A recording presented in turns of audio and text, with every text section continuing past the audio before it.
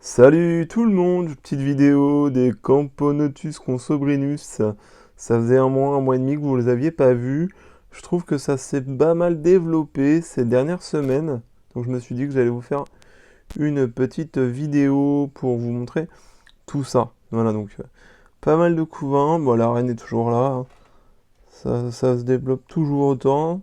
C'est plutôt pas mal, voilà. Donc là, je sais pas si vous allez bien voir. Madame la reine qui est là avec ses petites ouvrières, enfin ses petites ouvrières, c'est déjà belles ouvrières, parce que c'est une fourmi pour les ouvrières qui fait quasiment 1,17 à 1,8 cm pour une jean qui fait 2 cm. Voilà, donc pas mal de couvains, et m'en mettent en haut, en bas. Des cocons, j'ai pas encore de major, mais ça c'est normal, puisque cette espèce-là, comme les nigriceps, les majors arrivent tard. Ils arrivent vers 300-400 ouvrières, si tout va bien. Donc c'est un peu normal pour le moment. Pas de major, voilà. Donc le nid est toujours aussi propre, ça va.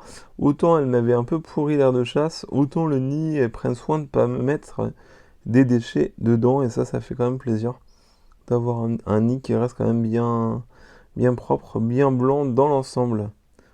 Voilà, donc je vais vous montrer un peu, si vous voulez, bien l'air de chasse. Moi je vais essayer pour que vous puissiez voir un petit peu ce que ça donne. Voilà, je vais essayer de dézoomer.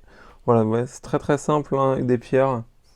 Pas mal de pierres, un petit mangeoire, un abreuvoir et basta.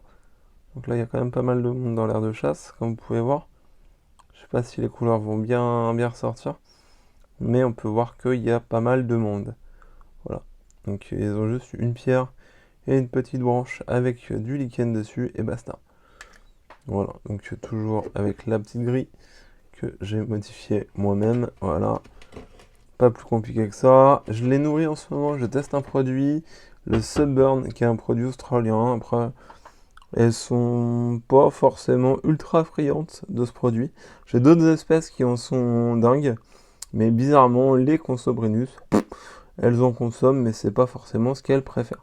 Vous voyez, les grosses larves là, des prochaines ouvrières à venir, elles sont quand même bien grosses. La gine, toujours aussi magnifique, vous pouvez voir ce côté orangé là sur le haut de l'abdomen, comme les ouvrières en fait, hein. Et bien noir au niveau du gastre, voilà.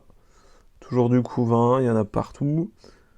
C'est une fourmi qui est assez rapide, mais qui est quand même assez placide, hein. Hors période de chasse, quand je distribue des insectes, ça reste quand même une fourmi assez pépère. Mais qui est magnifique et pas pour autant timide. Mais c'est vrai que c'est pas une fourmi qui va courir dans tous les sens s'il n'y a pas raison de.